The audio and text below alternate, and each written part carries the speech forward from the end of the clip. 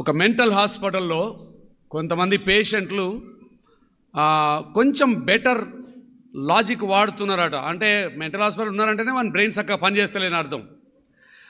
కానీ పాతకాలంలో mental hospital పడాలంటే అటుండి అటు ఇవన్నీ చచ్చిపోయేదాకా ఆడనే వచ్చేటోళ్ళు. అయితే కొత్తగా ఒక ప్రోగ్రామ్ స్టార్ట్ చేసినట, రీహ్యాబ్ అనే ప్రోగ్రామ్. రీహ్యాబ్ అంటే వాళ్ళలో ఏమాత్రం కొంచెం ఆలోచించుకునే శక్తి ఉంటే వాళ్ళ ఆలోచన శక్తిని బలపరిచి వాళ్ళ నార్మల్ పీపుల్గా చేసి బయటికి పంపుదామని ఒక మెంటల్ హాస్పిటల్ నుండి ఒక రీహ్యాబ్ సెంటర్ ఒకటి తయారు చేసి కొంతమందిని మెంటల్ హాస్పిటల్ నుండి రీహ్యాబ్ సెంటర్కి మూవ్ చేసినారట.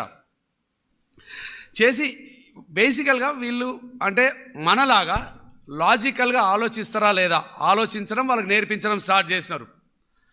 ఏదైనా సరే అంటే దానికి ఒక కారణం ఉండాలి, దానికి ఒక లాజిక్ ఉండాలి అని నేర్పించడం స్టార్ట్ చేసి ఆ తర్బీదులో ఆ ట్రైనింగ్లో ఒక భాగంగా ఆ సైకాలజిస్ట్ ఎవరైతే ఉన్నాడో ఒక ముగ్గురి ప్రత్యేకమైన క్యాండిడేట్ని సెలెక్ట్ చేసుకొని వాళ్ళని తీసుకుపోయి లాజికల్గా ఆలోచించడం ఎట్లా అని నేర్పిస్తూ ఒక స్విమ్మింగ్ పూల్కు తీసుకుపోయి ఆ స్విమ్మింగ్ పూల్లో ఉన్న నీళ్ళన్నీ ఖాళీ చేసి ఏమన్నాడంటే, ఇట్లా ఖాళీ చేసిన స్విమ్మింగ్ పూల్లో దునికితే ఏమవుతుంది అన్నాడు. ఇక మీరు ఆలోచించాలా, వీళ్ళు ఆల్రెడీ కొంచెం చక్కగా పని చేయని వాళ్ళు. ఏమవుతుందంటే ఏం కాదంటారు వాళ్ళు. ఏం కాదంటే వాళ్ళకి అర్థమయ్యే విధంగా మంచిగా వివరించినాడు. స్విమ్మింగ్ పూల్ అంటే దానిలో నీళ్ళు ఉండాలన్నా, నీళ్ళు ఉన్నప్పుడు దూకొచ్చు, ఈత కొట్టవచ్చు, కానీ నీళ్ళు లేనప్పుడు దునుకోవద్దు అనేది మంచిగా అర్థమయ్యేటట్టు చెప్పి దూకితే ఇట్లా అవుతుందని లాజిక్ బాగా నేర్పించి అట్లా ఒక 3-4 రోజులు అదే లెసన్ ఇస్తున్నాడు.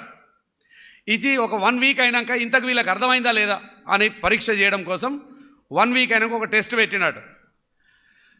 పెట్టి స్విమ్మింగ్ పూల్ అంతా ఒక 10 అడుగుల డీప్ స్విమ్మింగ్ పూల్ను ఎంటీ చేసి ఆ ముగ్గురిని తీసుకొచ్చి ఫస్ట్ క్యాండిడేట్ని నాన్న దునుకు అన్నాడు. వారం రోజులు ట్రైనింగ్ ఇచ్చినాడు ఈయన. ఎట్లా ఉన్నప్పుడు దునకాలా, ఎట్లున్నప్పుడు దునుకొద్దని. వారం రోజులు ట్రైనింగ్ ఇచ్చినప్పుడు ఇప్పుడు మొత్తం ఖాళీ చేసి దునకనగా సడకన దునికిడాడు వాడు. అరే క్యా బాత్ దునికిడు వాడిని ఖాళీ ఇరిపా. వాడిని చూసినోడన్నా మరి మళ్ళీ రెండోటోనే అరే నాన్న దూకురా అన్నాడట. వాడు కూడా దునికిడాట. మొదటివానికి ఖాళీరిగే, రెండోటోనికి తలకాయ పలిగే. ఇక మూడోటోని చూసి అరే నాన్న నువ్వు కూడా దూకురా అన్నాడట. వాడు నేను దూకా అన్నాడట. అబ్బా వారం రోజుల ట్రైనింగ్ పని చేసింది అనుకున్నాడట. మొత్తానికి ఒక్కడైనా నేను దుర్గా అన్నాడనట.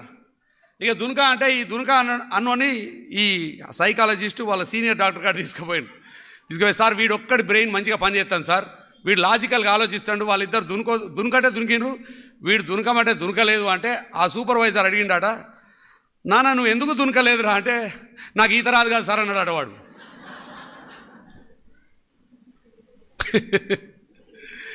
నువ్వు ఎందుకు దునకలేదురా అంటే నాకు ఈత రాదు కాదు సార్ అన్నాడు.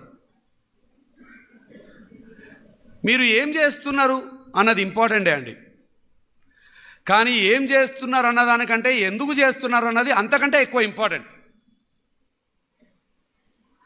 వాడు దునకలే, కానీ వాడి లాజిక్ ఇప్పటికి కూడా కరెక్ట్ లేదు. వాడు దునకపోవడానికి కారణం ఏందో తెలుసా? బ్రెయిన్ పనిచేసి కాదు, లాజిక్ పనిచేసి కాదు, వానికి ఈత రాదని.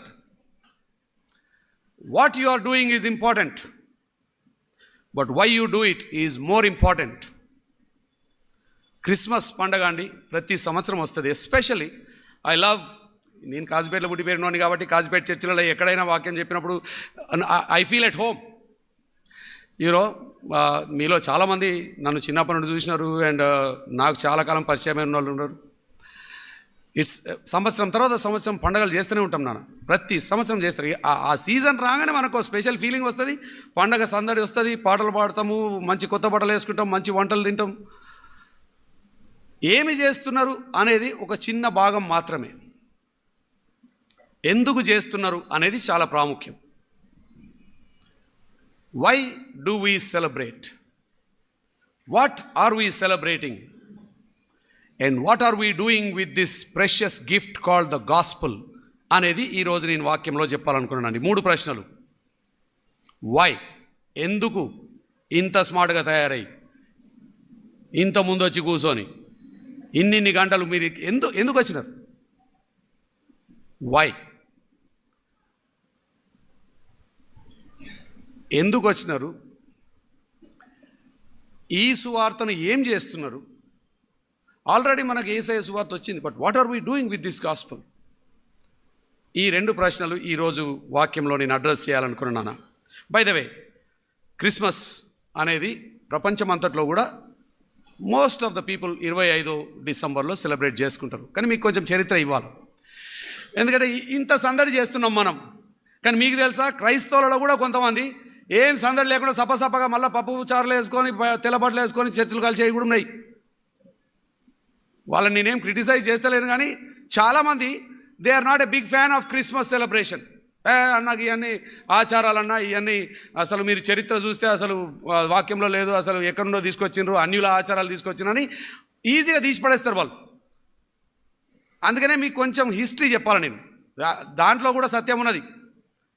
ఆచారం అనేది మనల్ని ఎక్కడ దాకా తీసుకొచ్చింది, అసలైన పని లేకుండా, అంటే అసలైన సువార్త పని చేయకుండా మనం ఆచారాలలో ఎట్లా చిక్కిపోయినాం అనేది కొంచెం అర్థమయ్యే విధంగా మీకు చెప్తాను.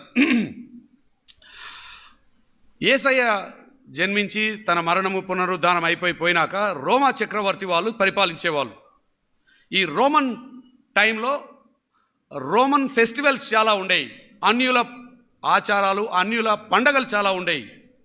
దాంట్లో ఒక పేగన్ హాలిడే కాల్డ్ సెటూర్నెలియా అనే ఒక పండుగ. సెటూర్నెలియా, సేటన్ అనే ఒక గ్రహాన్ని, ఒక వెలుగును, సెటూర్నెలియా అనే ఒక పండుగ ఉండే వాళ్ళకి. అన్యుల పండుగ ఇది, మనది కాదు.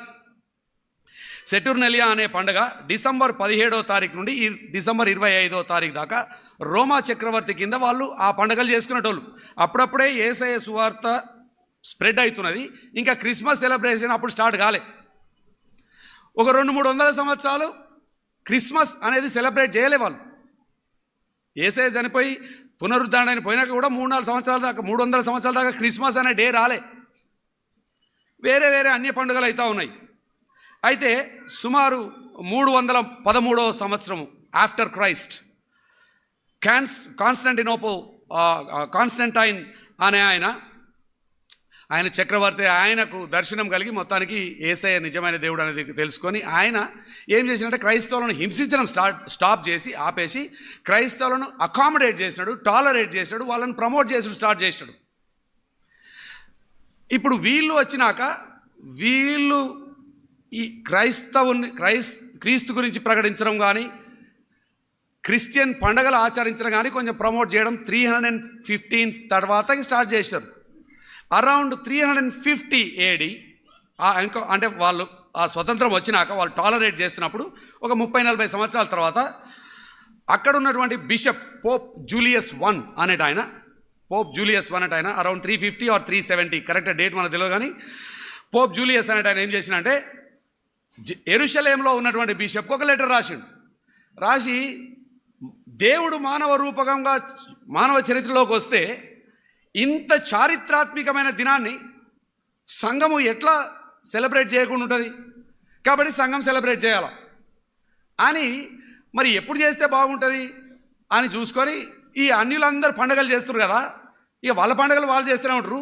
సేమ్ టైంలో అందరు పండగ మూడ్లో ఉన్నప్పుడు మనం కూడా అదే టైంలో ఈ పండుగ పెడితే, ఎందుకంటే అందరు ఎట్లా పండగ మూడ్లు ఉన్నారు, ఇయర్ ఎండింగ్లు ఉన్నది, పెడితే బాగుంటుందని bishop of Rome, bishop of Jerusalem Cyril అనే ఆయనకు రాస్తూ డిసెంబర్ 25వ తారీఖు, మీకు గుర్తుంటే అది ఆ వేరే అన్య పండుగ ఆఖరి దినం, క్లైమాక్స్ వస్తుంది. ఆ అన్య పండుగకు ఆఖరి దినం రోజు మనము యేసయ్య జననం గురించి జ్ఞాపకం చేసుకుంటూ లోకానికి వెలుగు గురించి ప్రకటిద్దామని వాళ్ళు చూస్ చేసుకున్నారు. ఆ డేట్ 25వ తారీఖు. అప్పటి నుండి చాలామంది most of the church they started celebrating December 25. అయితే ఒక విషయం ఏంటంటే ఖచ్చితంగా అదే రోజు పుట్టిన ప్రూఫ్ నిజంగా ఇప్పటికి కూడా ఎవరికి లేదు, కాబట్టి అది వాదించడం అవసరం లేదు. నాకు కూడా తెలియదు కరెక్ట్ 25కి పుట్టినా, 17కి పుట్టినా, నవంబర్లో పుట్టినా, జనవరిలో పుట్టినా, మనకేం రుజువులు లేవు. అయితే బైబిల్లో సువార్తల్లో మనం డిస్క్రైబ్ చేసిన విషయాలను దృష్టిలో పెట్టుకొని కొన్ని ఛాన్సెస్ ఉన్నాయి, మోస్ట్ లైక్లీ ఈ సీజన్లో పుట్టినాడు అని మాత్రమే మనకు రుజువులు ఉన్నాయి. అయితే 25వ తారీఖు వాళ్ళు సెలబ్రేషన్ స్టార్ట్ చేసుకొని చేస్తుండగా కొంతమంది ఆ టైంలో కూడా అర్మీనియా అనే ప్రాంతంలో ఉన్న చర్చి వాళ్ళు లేదు ఇది అన్యుల పండుగను మీరు డేట్ మార్చిండ్రు కాబట్టి ఈ అన్యుల పండుగలో మనం పొత్తు కలపడం బాగలేదు అనుకొని వాళ్ళు ఏం చేసిండ్రు, వాళ్ళు వేరే డేట్ పెట్టుకున్నారు. వాళ్ళు జనవరి 6వ తారీఖు ఇప్పుడు కూడా ఆర్మేనియన్ చర్చ్ డిసెంబర్లో చేయరు సెలబ్రేషన్, వాళ్ళు జనవరిలో చేసుకుంటారు. ఆర్మేనియన్ చర్చ్ డిసెంబర్ 6కు జనవరి 6కు వాళ్ళు సెలబ్రేషన్ చేసుకున్నారు. ఇప్పటికి కూడా దాని తర్వాత మోస్ట్ ఆఫ్ ద చర్చ్ మనకు డేట్ తెలిసి కాదు, కానీ చారిత్రాత్మకంగా ఉన్న ఆ దినాన్ని జ్ఞాపకం చేసుకోవడం కోసం దేవుడు లోకములోకి మానవుడై పుట్టాడు అన్న సత్యాన్ని జ్ఞాపకం చేయడం కోసం, ప్రకటించడం కోసం మాత్రమే ఒక దినాన్ని ఏర్పాటు చేశారు. కానీ ఇది సెంటిమెంటల్ దినం కాదు. సో డిసెంబర్ 25కు మీరు ఎంత సెంటిమెంటల్గా ఉన్నారో డిసెంబర్ 17 కూడా అట్టే ఉండాలా, డిసెంబర్ 10 కూడా అట్టే ఉండాలా. బికాజ్ ఈరోజు పుట్టినాడు మనకు ఏం ప్రూఫ్ లేదు, కానీ పుట్టినాడు అనేది మాత్రం చాలా ప్రూఫ్స్ ఉన్నాయి, చరిత్రలో చాలా రుజువులు ఉన్నాయి. సో రాను రాను సంఘ చరిత్రలో మీరు చూస్తే 1600 సంవత్సరాల సమయంలో ప్యూరిటన్స్ అనే ఒక గ్రూప్ ఆఫ్ పీపుల్ ఏదైనా వాక్యానుసారంగానే చేయాలని డిసైడ్ చేసుకున్నారు, ఏదైనా బిబ్లికల్గా ఉండాలని. వాళ్ళు కూడా అప్పటికి జర్మనీలో యూరోప్లో చాలామంది క్రిస్మస్ సెలబ్రేట్ చేసుకుంటారు. కానీ ఈ ప్యూరిటన్స్ ఏమన్నారంటే ఏదైనా బైబిల్లో లేకపోతే అది మనం చేయొద్దు అంటారు. ఇప్పటికి కూడా అట్లాంటి గ్రూప్స్ కొన్ని ఉన్నాయి. వాళ్ళు ఏమంటే ఇది బైబిల్లో లేదు కాబట్టి మేము చేయమంటారు. సరే, వాళ్ళ లాజిక్ని మనం ఏం కాదంటలేం. కానీ ప్యూరిటన్స్ ఏం చేసినారు, 1642 నుండి 1660 దాకా క్రిస్మస్ను బ్యాన్ చేశారు మొత్తం. అసలు ఇది పండగ, అన్నిల పండగ మనం చేయొద్దని బ్యాన్ చేసి ఆ రోజు కూడా వర్కింగ్ డేగా పెట్టి అందరిని బలవంతంగా పని చేయించారు. అది వీళ్ళు బ్యాన్ చేసినంత మాత్రం దునియా అయితే బ్యాన్ చేయలే కదా. అందరు చేసుకుంటే వీళ్ళు చేసుకుంటే వీళ్ళ చర్చ వాళ్ళు వేరే పోటీ స్టార్ట్ చేసిరాడు. వాళ్ళకి మళ్ళీ నచ్చలే అది. అయితే దాని తర్వాత ఈ ప్యూరిటన్స్ కొంతమంది అమెరికాకు పోయినారు. అమెరికాకు పోయినప్పుడు కూడా ప్యూరిటన్స్ చాలామంది అక్కడ పోయి కూడా మేము క్రిస్మస్ సెలబ్రేట్ చేయము, ఎందుకంటే అన్య పండుగలో నుండి వచ్చినటువంటి పండుగ అనే ఒక లాజిక్ని వాళ్ళు ఆధారం చేసుకొని వాళ్ళు చాలా కాలం క్రిస్మస్ సెలబ్రేట్ చేసుకోలే అమెరికాలో ఉన్న కొంతమంది ప్యూరిటన్స్. దాని తర్వాత ఇంకా కొంతమంది డినామినేషన్స్, స్కాటిష్ ప్రెస్బిటేరియన్ అని ఇంకొకళ్ళు, వీళ్ళు కూడా ఇది బాగలేదు ఆ పండుగ నుండి వచ్చింది అనే లాజిక్తో చేయలే. బట్ కొంతకాలమైనాక వాళ్ళకి అర్థమేమైందంటే బాగలేదంటే బాగలేదు, కరెక్ట్ ఆ దినం కాదు, మరి ఏదో ఒక దినం అయితే వచ్చింది కదా,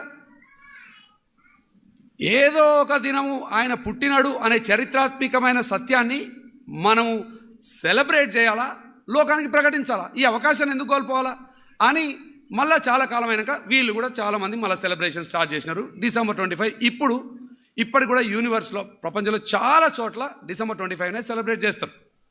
కొంతమంది మాత్రం నేను చెప్పినట్టు for different reasons they choose a different date.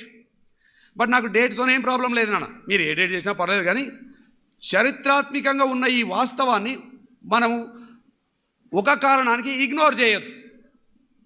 దీంట్లో చాలా ఆచారం ఉన్నదంటే సరే, నువ్వు ఆచారం లేకుండానే చేయి, అర్థవంతంగానే చేయి, కానీ అసలు చేయకుండా ఉండడం వల్ల నువ్వు సాధించింది ఏమున్నది?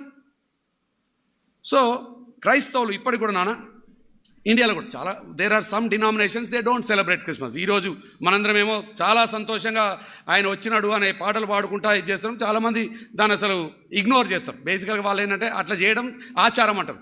నేనేమంటే సరే ఆచారాలు చేయకు, కానీ అర్థవంతంగా లోకరక్షకుడు లోకానికి వచ్చినన్న సంగతి అయితే నువ్వు ప్రకటించాలి కదా. ఈ దినం నీకు నచ్చకపోతే ఇంకో దినం చూసుకో. బట్ అసలైన సువార్తను కేవలం ఆచారంతో కూడి ఉన్నది కాబట్టి నువ్వు చేయకుండా ఉంటే మాత్రం మనం మంచి అవకాశం, లోకానికి యేసయ్య గురించిన గొప్ప సువార్త చెప్పే అవకాశం కోల్పోతాం. కాబట్టి ఐ స్టిల్ బిలీవ్ నువ్వు ఏ డే చేస్తావో నాకు ఇంపార్టెంట్ కాదు, కానీ చారిత్రాత్మకంగా సర్వాన్ని సృష్టించిన దేవుడు లోకంలోకి వచ్చాడన్న సత్యాన్ని సెలబ్రేట్ చేయి, అర్థవంతంగా సెలబ్రేట్ చేయి, ఆచారంతో కాదు. What you are doing is not as important as why you are doing it. నేను చెప్తున్నా కదా నాన్న, ఏం చేస్తావు నువ్వు క్రిస్మస్ రోజు అనేది నీ ఇష్టం. ఆ రోజు నీ ఎంఫసిస్ చుట్టాలా, భోజనాలా, బట్టలా, క్రిస్మస్ తాతనా, లైట్లా, క్రిస్మస్ ట్రీయా, నీ ఎంఫసిస్ ఏందో నాకు తెలియదు. ఏం చేస్తావు అన్నది నాకు పెద్ద ఇంపార్టెంట్ కాదు, ఎందుకు చేస్తున్నావు, వై అనేది చాలా ఇంపార్టెంట్. ఈ హిస్టరీ మీకు ఎందుకు ఇచ్చినా అంటే ఇప్పటికి కూడా చాలామంది నెగిటివ్ కామెంట్స్ చేస్తూ ఉంటారు, అన్ని ఆచారాలండి, మీరు బిబ్లికల్ క్రిస్టియన్స్ కాదంటారు. నేను కూడా చాలా ఇట్లాంటి విషయాలు విన్నాను, వాళ్ళతో కూడా ప్రేమపూర్వకంగానే మంచిగా డిస్కస్ చేస్తాను. బైబిల్లో లేదు కాబట్టి మేము అది సెలబ్రేట్ చేయమని అంటారు నాన్న. బైబిల్లో లేని చాలా ఉన్నాయి నాన్న. ఆ మాటకు వస్తే బైబిల్లో ఈస్టర్ అనే పదం కూడా లేదు, బైబిల్లో ట్రినిటీ అనే పదం కూడా లేదు, బైబిల్లో బైబిల్ అనే పదం కూడా లేదు. మరి వీళ్ళందరూ బైబిల్ బైబిల్ పట్టుకొని బైబిల్ బైబిల్ అంటారు. మళ్ళీ అరే బైబిల్లో బైబిల్ ఎక్కడ చూపెట్టరా, మా బైబిల్ ఉన్నదే నువ్వు చేసేటట్టు అయితే బైబిల్ అనే పదం ఎక్కడ చూపెట్టు నాకు. మరి నువ్వేం పట్టుకున్నావంటే ఏమంటావు? బైబిల్ పట్టుకున్నా అంటు. నువ్వు త్రియేక దేవుని నమ్ముతా అంటావు ఏడున్నది మరి అది. సో ఇట్లా దాన్ని లీగలిజం అంటున్నాను. అంటే బాగా రూల్స్ పెట్టేసి ఇట్లనే ఉండాలి, ఇట్లనే చేయాలి, ఇదే ఆత్మీయత, ఇట్లా చేస్తేనే సుపీరియర్ ఆత్మీయత అని కొంతమంది భ్రమపడతారు. నేను ఆచారాన్ని హైలైట్ చేస్తలేను నాన్న, కానీ నేను అర్థవంతమైన సెలబ్రేషన్ని ఎంకరేజ్ చేస్తున్నాను. ఏం చేసినా అర్థవంతంగా చేద్దాం, ఆత్మీయంగా చేద్దాం, యేసయ్యను ఆరాధిద్దాం. This is a wonderful opportunity to worship Jesus Christ throughout the year. Worship చేయాలా? ఈరోజు ఇంకెక్కువ అన్నీ నీకోసము పరలోకంలో ఉన్న మహిమను సుఖాన్ని విడిచిపెట్టి ఆయన నీకోసం నా కోసం ఈ భూమి మీదకి రావడం అనేది it's a wonderful opportunity to worship Jesus Christ. So మరోసారి జస్ట్ ఆ మాటలు మీకు చెప్పాలనుకున్నా. అంటే బైబుల్లో ఉంటేనే నేను చేస్తా అంటే మాత్రం బైబిల్లో గుడ్ ఫ్రైడే కూడా లేదు, బైబిల్లో ఈస్టర్ కూడా లేదు, బైబిల్లో ట్రినిటీ కూడా లేదు, బైబిల్లో బైబిల్ కూడా లేదు, అట్లా చాలా లేవు. బట్ ఏంటంటే మనకు అవసరాన్ని బట్టి అవన్నీ అనుకూలంగా చేస్తూ ఉంటాం. నేనేమంటానంటే ఏదైనా సరే అర్థవంతంగా చేద్దాం, ఆత్మీయంగా చేద్దాం, దేవునికి మహిమకరంగా చేద్దాం, మనకు ఆశ్చర్యకరంగా చేద్దాం. సో నేను కొన్ని విషయాలు క్లారిఫై చేయాలనుకుంటున్నాను. ఎందుకంటే క్రిస్మస్ అనగానే బయట వాళ్ళకి ఎస్పెషల్లీ చాలా తప్పుడు అభిప్రాయాలు ఉంటాయి.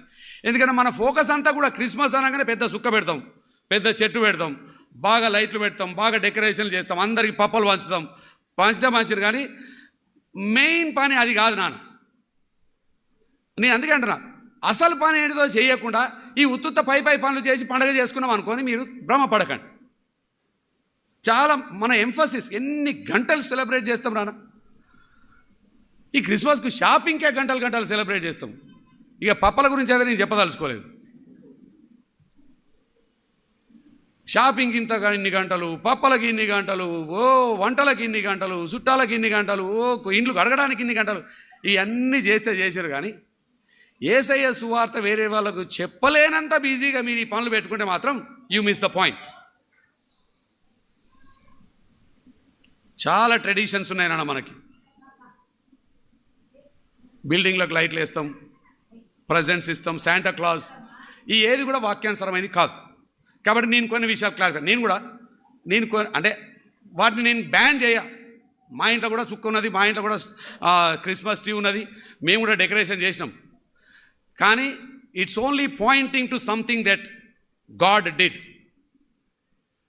కొన్ని విషయాలు క్లారిఫై చేస్తా. కొంతమంది యేసయ్యను అవాయిడ్ చేయడం కోసం హ్యాపీ ఎక్స్మస్ అంటారు నాన్న. మీరు అనకండి, ఎక్స్ను మస్ చేసే అంత ఏమి లేదాడ. క్రీస్తును ఆరాధిస్తున్నాం మనం, అందుకే క్రిస్మస్ అంటాం మనం. It is Christmas, not Xmas. చాలామంది అంటే క్రైస్తవులు కూడా అలా తెలియకుండా వస్తేనే షార్ట్ ఫామ్ అనుకుంటారు. షార్ట్ ఫామ్ కాదు అది, క్రీస్తునే తీసి పడేసిండు. క్రీస్తుని తీస్తే అది క్రిస్మస్ కాదు. కాబట్టి మీకెవరన్నా హ్యాపీ ఎక్స్మస్ అన్నా మీరు మాత్రం మంచిగానే థ్యాంక్ యూ నాన్న, హ్యాపీ క్రిస్మస్ అని చెప్పండి. We don't believe are we don't say Xmas, we say Christmas. ఇంకా కొంతమంది ఈ సీజన్లో వాళ్ళు ఏమంటారు అంటే సీజన్ గ్రీటింగ్స్ అంటారు. అంటే బేసికల్గా హ్యాపీ హాలిడేస్, సీజన్ గ్రీటింగ్స్. ఏసయ్య పేరును లేకుండా చేస్తున్నారు. ఏసయ్య పేరు లేకుండా క్రిస్మస్ లేదు నాన్న. ఎస్పెషల్లీ వెస్టర్న్ కంట్రీస్లో అయితే అసలు చాలా కంట్రీస్లో హ్యాపీ హాలిడేస్ అంటారు. ఎందుకంటే ఈ ఒక్క పండుగే కాదు, వేరే జూయిష్ ఫెస్టివల్స్ కూడా ఉన్నాయి, అన్నీ ఉన్నాయి కాబట్టి హ్యాపీ హాలిడేస్ అంటారు. నేనేమంటా అంటే వాళ్ళంటే అన్నారు, నువ్వేమనాలా? నీ సంతోషానికి కారణం యేసయ్య రావడమే కదా. So always merry Christmas, happy Christmas. It's about Christ, it's not about festival. రెండోది, స్టార్లు పెట్టిన కానీ స్టార్లకు మొక్కకండి. ఇగో మనం దీవించే ఈ దేశంలో నాన్న ఏదన్నా స్పెషల్ ఉంటే అడిగిపోయి జనాలు మొక్కుతూ ఉంటారు. మన దేశమే ఏడబడితే దేనికి పడితే దానికి మొక్కే దేశం. అయితే మీరేమో చాలా పెద్ద స్టార్ పెడితే పాపం చాలామంది తెలియక వచ్చి ఇట్లా అనుకొని పోతూ ఉంటారు. వాళ్ళ నాన్ననియకండి, మీరు కూడా అనకండి. స్టార్లు పెట్టిన కానీ స్టార్లను మొక్కకండి. చెట్లు పెట్టిన కానీ చెట్లు డెకరేట్ చేశారు. But these are not objects of worship. స్టార్లు, చెట్లు, ఇక శాంటా క్లాజ్ ఒక ఆయన ఉన్నాడు. ఇక అది మాత్రం టోటల్లీ అసలు బైబిల్లో దానికి ఏం ఆధారం లేదు. వాళ్ళు ఏదో ఒక ట్రెడిషన్ తీసుకొని వచ్చి దీని ద్వారా ఒక మంచి పాఠం నేర్పిద్దాం అనుకున్నారు. కానీ శాంటా క్లాజ్ ఇంత ఫేమస్ అవుతాడు అనుకోలే. యేసయ్య కంటే ఆయనే ఫేమస్ అయిపోయింది. ఇప్పుడు క్రిస్మస్ అంటేనే శాంటా క్లాజ్ రావాలి. ఇప్పుడు అగైన్ నేను శాంటా క్లాజ్కి వ్యతిరేకిని కాదు నాన్న, కానీ ద హోల్ పాయింట్ ఈజ్ మీరు అస్సలు మర్చిపోయినారు. శాంటా క్లాజ్ని హైలైట్ చేయకండి, గిఫ్ట్స్ని హైలైట్ చేయకండి. భోజనాలు, ఆహారాలు ఇవన్నీ హైలైట్ చేయకండి. There is only one person who deserves attention and highlight and worship. It is Jesus Christ. Yesayya మాత్రమే, యేసయ్య మాత్రమే. ఇక ఆయనను పక్క పెట్టినా నువ్వు చేసేది ఏది కూడా లాభం లేదు. అందుకే అంటున్నా, మన ఆచారాలు అన్ఫార్చునేట్లీ ఆడదాకా తెచ్చినాయి మనల్ని. అందుకే వాళ్ళు మనం ఇట్లా అంటారు, మీరంతా ఇట్లా ఆచారం క్రైస్తవులు అంటారు. అర్థవంతంగా ఆత్మీయంగా యేసయ్యను ఆరాధించే ఒక బ్యూటిఫుల్ ఆపర్చునిటీ. యేసయ్య తు కోనే క్యాయ్, ఆడికెళ్ళి ఇడికి వచ్చినావా, నా కోసం వచ్చినావా, అన్ని విడిచిపెట్టి వచ్చినావా? This is a time to reflect what God has done for us. So ఈరోజు నేను ఆ సంగతులు వాక్యం ద్వారా మీ దృష్టికి తీసుకొని వస్తున్నాను. సో ఏం చేయొద్దో చెప్పిన, ఓకే, ఇట్లాంటి ఆచారాలకు ఎంఫసిస్ ఇవ్వకండి.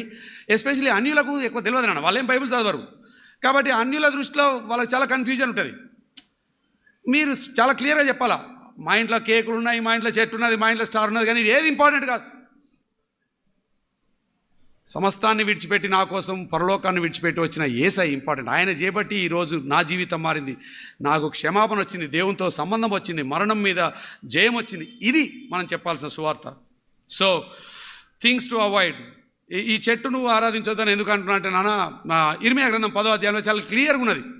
ఇక మీరు విగ్రహాలను ఆరాధించకండి, మనుషులు చేసే విగ్రహాలు చెట్లు కూడా పెట్టుకుంటారని ఇర్మియా గ్రంథం 10వ అధ్యాయం ఉన్నది. అందుకనే ఈ కొంతమంది వేరే గ్రూప్ ఉన్నారు అని చెప్పిన చూడు, వాళ్ళందరూ ఈ వచనం చూపించి కాబట్టి ఇది పెట్టొద్దు అంటారు. అగైన్ ఫర్ మీ ఈ చెట్టు చేసే నష్టం ఏం లేదు, కానీ చెట్టును వచ్చి మొక్కితే మాత్రం చేసే నష్టం చాలా ఉన్నది. చెట్టును కానీ, చుక్కను కానీ, లైట్లను కానీ, గుడిని కానీ దేన్ని మొక్కకండి. ఆరాధనకు యోగ్యుడు ఒక్కడే, ఆయన యేసయ్య మాత్రమే. ఎందుకు మనం సెలబ్రేట్ చేయాలి అనే దానికి కొన్ని పాయింట్స్ చెప్తున్నాను. గలతీలకు రాసిన పత్రిక 4వ అధ్యాయం 4వ వచనంలో ఈ మాట ఉంటుంది. But when the time had fully come అని ఉంటుంది నాన్న. అయితే మరి ఇన్ని ఆచారాలు కన్ఫ్యూజన్ ఉంటే ఎందుకన్నా మనం సెలబ్రేట్ చేయాలంటే, because the Bible says that there was a specific time God chose. Bible ఉన్న టైం అనేది చాలా ఇంపార్టెంట్. యేసయ్యను దేవుడు, తండ్రి అయిన దేవుడు ఎప్పుడైనా చరిత్రలో పంపవచ్చు, కానీ ఆ టైంలో ఎందుకు పంపినంటే అది సరి అయిన సమయం కాబట్టి. అందుకే when the time had fully come అని ఉంటుంది ఇంగ్లీష్లో. God sent his son. Time అనేది చాలా ఇంపార్టెంట్ అన్న. వెన్ ద టైం, తెలుగులో ఏముందన్నా, కాలము పరిపూర్ణమైనప్పుడు. సో ర్యాండమ్గా రాలే, ఎప్పుడు పడితే ఇప్పుడు కన్వీనియంట్గా ఉన్నది ఫోన్ పంపలే. దానికోసం కొన్ని ఏళ్ల నుండి సిద్ధపాటు చేసిండు తండ్రి. దేవుడు సిద్ధం చేసి కొన్ని వందల సంవత్సరాలు ప్రవచించి వాళ్ళ హృదయాలు సిద్ధం చేసి, దేశాన్ని సిద్ధం చేసి, కాలము పరిపూర్ణమైనప్పుడు ఆయనను పంపినడం మన మధ్యలోకి. సో దెర్ ఈస్ ఆ టైం అనే కాన్సెప్ట్ ఈజ్ వెరీ ఇంపార్టెంట్. అందుకే నేను అంటున్నావు, ఏదో ఒక దినం సెలబ్రేట్ చేయాలి. కాలము పరిపూర్ణమైనప్పుడు దేవుడు ఆయన మన మధ్యలో, గాడ్ సెంట్ హిస్ సన్. యోహాను సువార్త 1వ అధ్యాయం 5వ వచనంలో ఏమంటుంది, the light shines in the darkness and the darkness has not comprehended him. వెలుగు లోకములోనికి వచ్చెను, కానీ చీకటి దానిని గ్రహించకపోయాను, అర్థం చేసుకోలేకపోయినట్టు. సో అగైన్ బైబిల్లో మళ్ళీ ఇది ఒక చారిత్రాత్మకమైన సత్యము. ఇట్ హ్యాపెండ్ అని మాట మళ్ళీ వస్తుంది. లూకా సువార్త 2వ అధ్యాయం, చాలాసార్లు క్రిస్మస్ అప్పుడు మనం చదువుకునే మాట ఇది. Today in the town of David. Today, ఈరోజు అని ఒక డే ఉంటుంది నాన్న, టుడే. అయితే నా పాయింట్ ఏంటంటే, ఏదో ఒక డే తీసుకో కదా. ఏమన్నది తెలుగు బైబిల్ ఏమున్నది? టుడే అనే పదం అక్కడ కూడా ఉన్నది. రక్షకుడు నేడు అనే ఒక దినం ఉన్నది. నేడు మీ కొరకు ఉదయించున్నాడు, నేడు, టుడే. సో నా పాయింట్ ఏంటంటే నాన్న, ఏ డే చేస్తారన్నది నాకు ఇంపార్టెంట్ కాదు, కానీ ఏదో ఒక డే, టుడే. కాలము పరిపూర్ణమైనప్పుడు దేవుడు తన కుమారుని పంపించినాడు, వెలుగు లోకంలోనికి వచ్చినది. Today in the town of David a saviour has been born. అందుకే the day is important to remember. When God, the creator God, became part of the creation. సృష్టికర్త సృష్టి అయి మన మధ్యలో నివసించడానికి, మన మధ్యలో ఉండడానికి వచ్చాడు అనేది, ద వర్డ్ బికేమ్ ఫ్లెష్. ఆ వాక్యము శరీరధారి అయి మన మధ్యలో నివసించడానికి వచ్చింది. దాన్ని మనం సెలబ్రేట్ చేసుకుంటాం. అందుకే I believe we have to celebrate Christmas. కానీ అర్థవంతంగా, ఆత్మీయంగా, వాక్యానుసారంగా సెలబ్రేట్ చేయాలి. ఉత్తుతనే పండుగలు చేసుకొని పప్పలు చేసి పంపిస్తే లాభం లేదు. God enter human history as human being. మానవ చరిత్రను, సమస్తాన్ని సృష్టించిన దేవుడే మానవ చరిత్రలోకి వచ్చాడు. అది మనం జ్ఞాపకం చేసుకొని సెలబ్రేట్ చేసుకుంటున్నాం. క్రిస్మస్ అనే దినము నాన్న యేసయ్య రాకడ గురించి ఇతరులకు సువార్త చెప్పే ఒక బ్యూటిఫుల్ అవకాశం ఇస్తుంది. ఏమి చేసినా ఏం చేయకపోయినా నాన్న ప్రపంచానికి ఒక విషయం అయితే తెలుసు. అరే క్రిస్మస్ అనేది క్రైస్తవులు ఎందుకు చేసుకున్నట్టే యేసయ్య పుట్టినరోజు అంటారు వాళ్ళు. Only because there is something called Christmas. So Christmas is a wonderful opportunity. మనకు ఆరాధించడానికే కాదు, వాళ్ళకు కూడా పంచుకోవడానికి, వాళ్ళకు కూడా ప్రకటించడానికి ఆయన రాకడ చారిత్రాత్మకమైనది అనేది జ్ఞాపకం చేయడం కోసం it's a wonderful thing. Our saviour coming in to this world, the light shining in darkness. నేను చెప్పిన కదా నాన్న, బైబిల్లో ఉన్న మాటలే అంటే మాత్రం లేని మాటలు చాలా ఉన్నాయి. మనం అయినా తప్పకుండా నమ్ముతున్నాం బికాస్ బైబిల్ అంతా టీచ్ చేస్తుంది కాబట్టి. So I'm not two worried about whether the Bible has the word Christmas. నేను చెప్పిన కదా బైబిల్లో ఈ గుడ్ ఫ్రైడే కూడా లేదు, ఈస్టర్ కూడా లేదు, ట్రినిటీ కూడా లేదు, చాలా లేవు. But that is the foundation of our faith.